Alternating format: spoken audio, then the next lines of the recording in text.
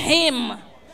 Because when him a walk down a Parliament Road, me go there back and PP clock. Ladies and gentlemen, welcome for us, Comrade Mark Jefferson. Thank you very much, sound man. Enough respect. First of all, want to acknowledge with a whole heap of respect my comrade and friend, 7-star general, past member of parliament, past minister of government, senior officer of the People's National Party, Comrade Derek Kelly.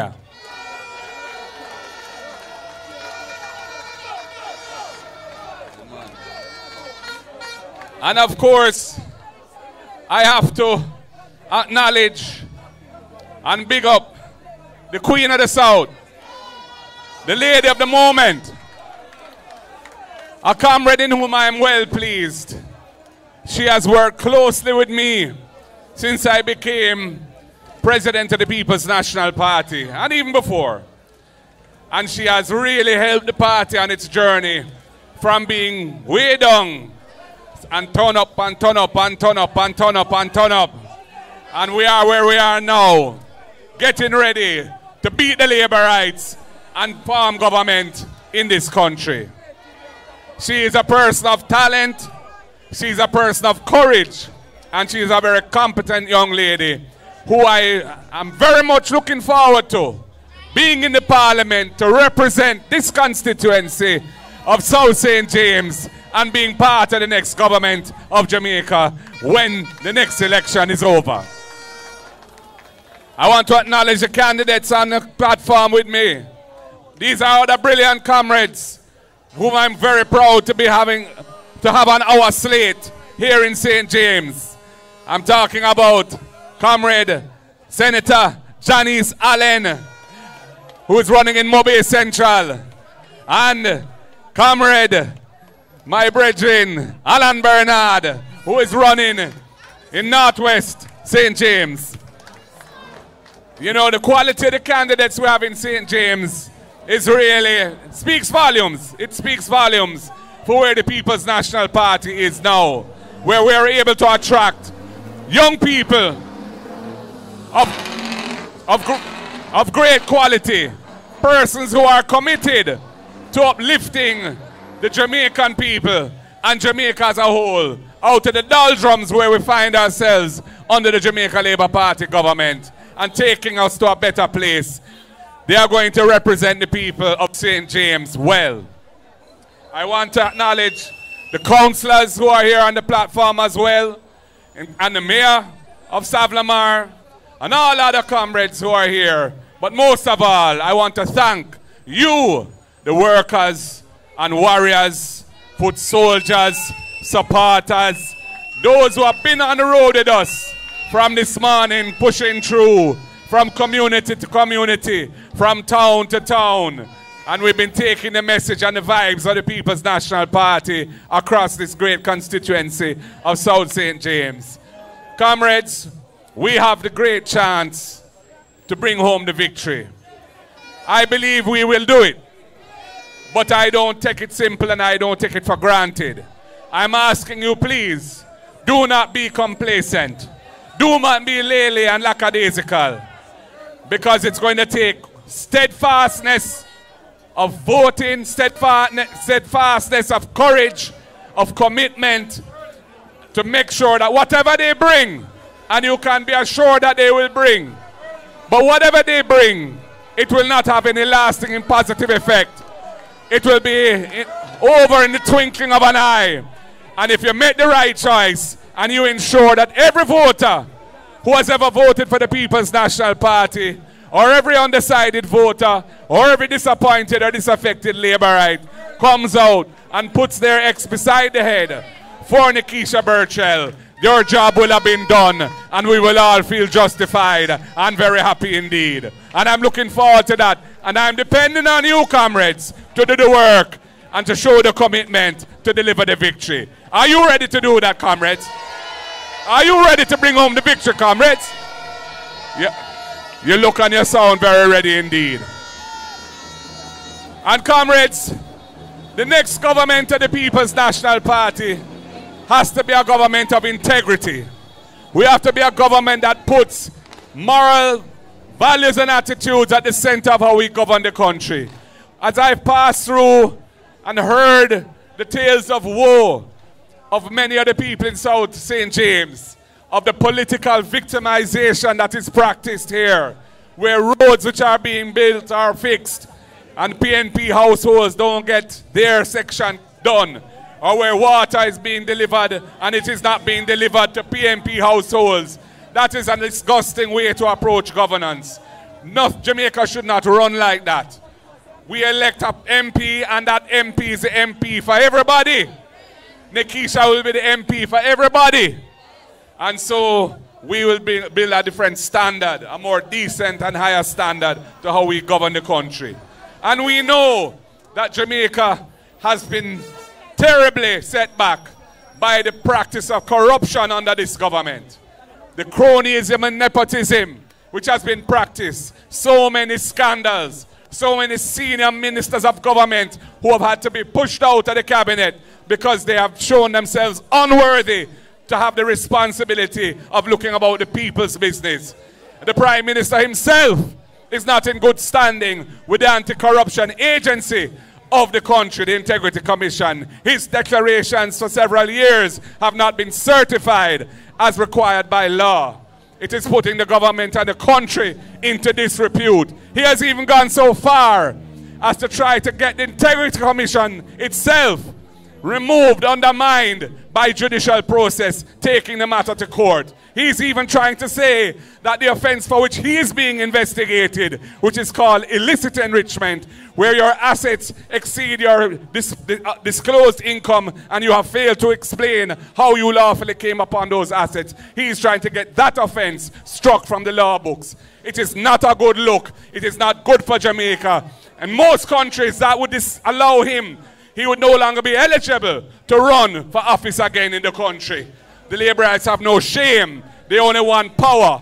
Anyway, they're not going to keep it because the people of Jamaica have had enough. And them say time come and they want a change. And we represent a force, a championing change in this country. Comrades and friends, I have heard the cry in South St. James for water in communities. And it really, it hurts me when I hear it, because as I drove through the constituency, there is so much water in South St. James, especially up in the hills. Katadupa area, there's ample water. We don't have a water problem, we have a distribution of water problem. And I know that when Nikisha becomes your member of parliament, she is going to advocate relentlessly to solve the water woes of the people of South St. James. I know that to be so. I have heard women here saying that they have to be spending $9,000 a fortnight and more just to pay for water so that they can tidy their children and themselves and do what you have to do with water. And the salaries that are paid in Jamaica to the ordinary Jamaican person, that makes life very, very hard. Very hard indeed. We've seen the roads. Several of the roads I had to drive on today were in a deplorable state. And it is because there has been no comprehensive, well-organized and planned maintenance program for Jamaica's road network under the Jamaica Labour Party government.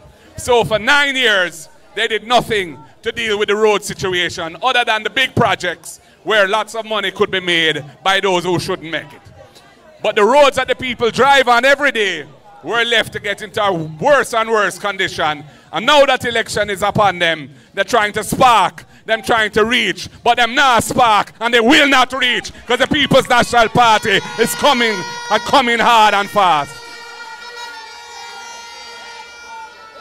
Comrades, we are committed to a long-term vision for road maintenance, where we put the resources in place and have a properly organized and planned remedial maintenance program to ensure that the road network is looked after on an ongoing basis. Jamaican people need proper road to drive on, and it must be the rural roads, it must be the scheme roads, and it must be the farm roads, because the main roads, those are being looked after more or less. And the toll roads, of course, are being. But the roads that most people drive on every day are in a deplorable condition. Comrades, we have good plans to uplift the Jamaican people. We have the plans for the creative industries, for the youth them who have the talent as a DJ or a singer, as a sound engineer, as an artist, whatever it may be. We are going to establish an annual fund for the creative industry practitioners of $1 billion so young people can get a chance to get the little piece of equipment they need or whatever it may be to make themselves stand up on their foot in the creative industries. That is one of the industries that Jamaica has a competitive advantage in across the world because of men like Bob Marley and Peter Tosh and Bunny Wailer and Burning Spear and Dennis Brown and Gregory Isaacs coming right through to the ones of today. For those with disabilities, we are establishing a fund of $1 billion a year to help persons with disabilities have access to the things they need to live. Access to transportation, access to sidewalks on which they can walk safely, access to accessible buildings and bathrooms in buildings, because we are the ones who signed the Disabilities Convention of the UN and passed the Disabilities Act to uplift persons with disabilities, whether it be physical, their hearing, your sight, whatever it may be. We are going to look out for the persons with disabilities in the society. My father, Professor Sir John Golding, was Jamaica's first orthopedic surgeon. Most of them, the orthopedic surgeons in Jamaica today, were trained by him, except the very recent ones, because he died in 1996. But he established the Mona Rehab Center, which is the only center of its kind in the Caribbean, English-speaking Caribbean. After he passed, Comrade P.J. Patterson said it must be named after my father. It's now the Sir John Golding Rehab Center. I grew up around persons with disabilities, and I am still chairman of the non-profit organization that supports the Sir John Golding Rehab Center. So persons with disabilities, myself and others around me, including Professor Senator Floyd Morris, we are determined to make a transformational change for persons with disabilities in the country. We have a great policy for energy, and energy is at the core of a strong economy. Right now, the cost of electricity in Jamaica is way too high. And we have too many people who do not have access to legal connections of electricity. And the cost of that is a very heavy cost for those who are paying legitimate bills. We have a program to sort that out. We have a program to set aside funds to enable people to have their houses wired, to have them inspected and certified, and to solarize their homes so that they can become lawful customers of the JPS and have a manageable light bill, because we're going to bring power to the people in a literal sense with electricity in their homes. We know that housing is a very serious issue in the country. This government, yes, there have been many apartments and townhouses built, especially in Kingston and in the more wealthy areas of Montego Bay. But those are for people who are earning top money or have wealth already and can afford a second or third home to rent out and make money for themselves. But the people of Jamaica who need a house, they can't afford those houses. We plan to build 50,000 affordable houses in the 5 years in office, our first 5 years, affordable homes. And because of all the money that has been taken out of the National Housing Trust to fund the budget over the last 12 years, $11.4 billion a year, depleting the resources of the National Housing Fund Trust. We have said that we're going to identify the lands, public lands, to make them available for development for affordable housing. Not arable lands, but lands that are not available and should not be used for agriculture, because they can't be, but are suitable for housing. And we are going to include, when we build on them, we are not going to have the value of the land included in the price of the house. So the NHT contributors or purchasers who access those homes can get them at a significantly better price as a result of not having to pay for the land component in the price of the house. I know, over my head. Anchovy over my head. Bread on iron table. I mean, the great mighty diamonds. Diamonds forever.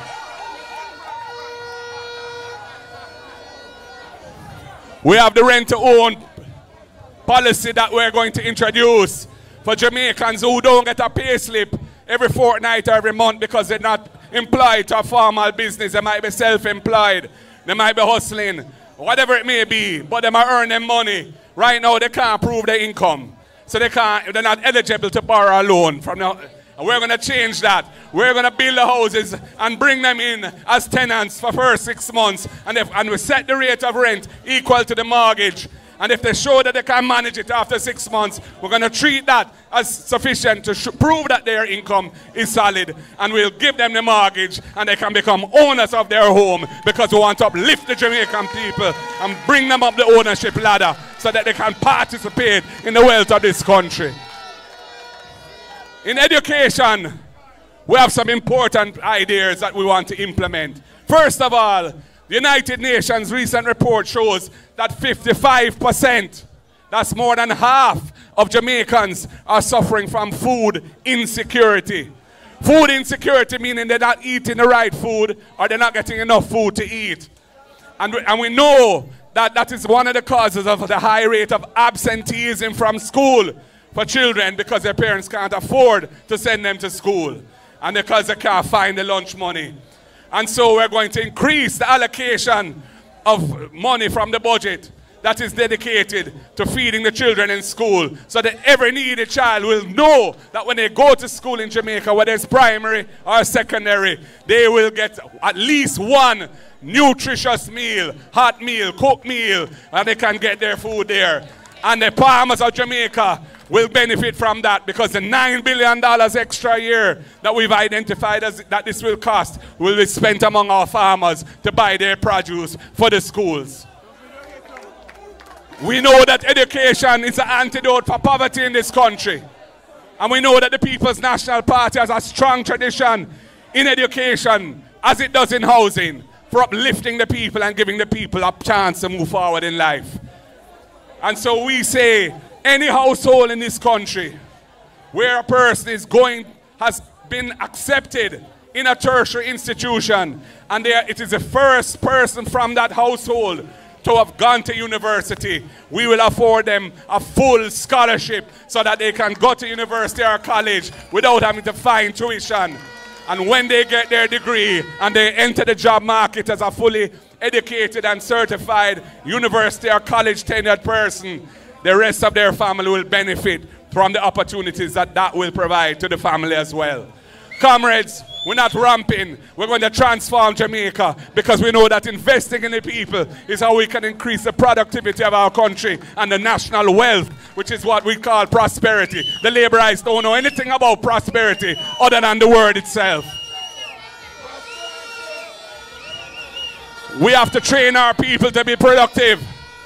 We're going to establish a lab in every high school for vocational training and bring certification into the high schools, so that if you're not pursuing the academic pathway, but you want to pursue the vocational and certified pathway, you can do it right in high school.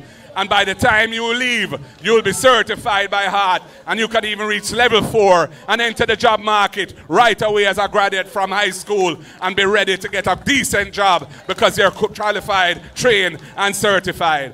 And we're going to incentivize businesses so that they will invest more in training on the job at their places by matching them out to the hard funds, dollar for dollar. Every dollar that they invest in training, we will match it from the state, because we see training on the job, upskilling and so on as a way to encourage our businesses to invest and become more globally competitive, so that Jamaica can become a richer country for all our way.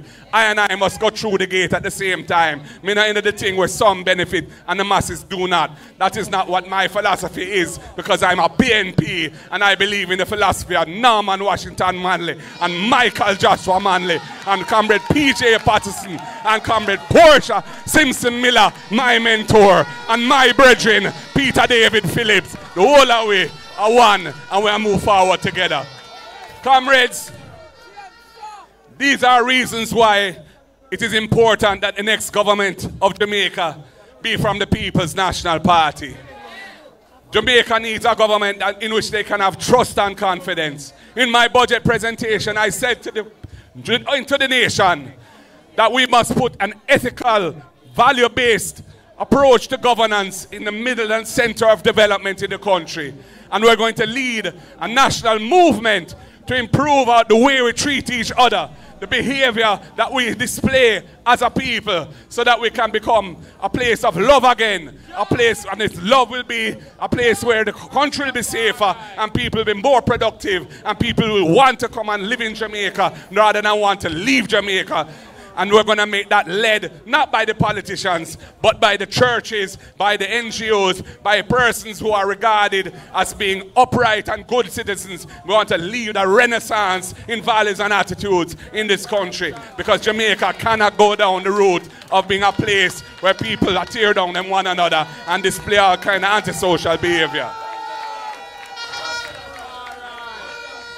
So comrades, I hope some Labourites and undecided are hearing what I have to say tonight. The next People's National Party will be a party of unity for Jamaica.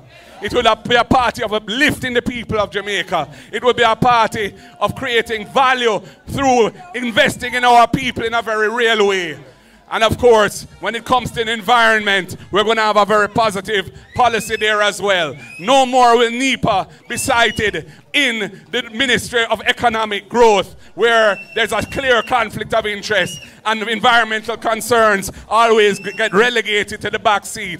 No, we have to protect our environmental assets. God gave them to us, a beautiful country with water resources and rivers and forests and marine life and reefs. We have to protect them, comrades. That is our legacy to the future generations. We can't destroy it now and be so selfish. No. So NEPA will have to be an independent agency with a strong board with good environmental representation on it. And we will sign the Escazú, we'll bring the Escazú agreement into effect in Jamaica, so to ensure proper transparency and accountability around environmental decision making. With some of these things that are going on now, where I have to say my comrade Alan Bernard standing up for the people when there's a beach, one of the few remaining beaches available to the people, and they want to take it away from them. No, we're going to make sure that that kind of thing is a transparent decision in the interest of the people. So comrades, this is why it matters that we form the next government. It matters to you here in South St. James because you need dynamic, powerful representation from a committed Jamaican. You have an MP. I've never heard him speak in Parliament. I have never heard your MP speak in Parliament. I don't even know what his voice sounds like. And I've been in there with it for over 4 years. Yeah, man, when the right time comes, some of them are going to charge for corruption. Yeah, man. I know when Nikisha Burchell is in Parliament, the people of Jamaica will learn her voice, because she'll be talking up for the people of South St. James and the people of Jamaica. So we need change in this country, and the PNP is championing the change that the people need. We need change in South St. James. We need change in Northwest St. James, in Central St. James, in West Central St. James, and East Central St. James, because the people of Jamaica need proper representation. And we need policies and programs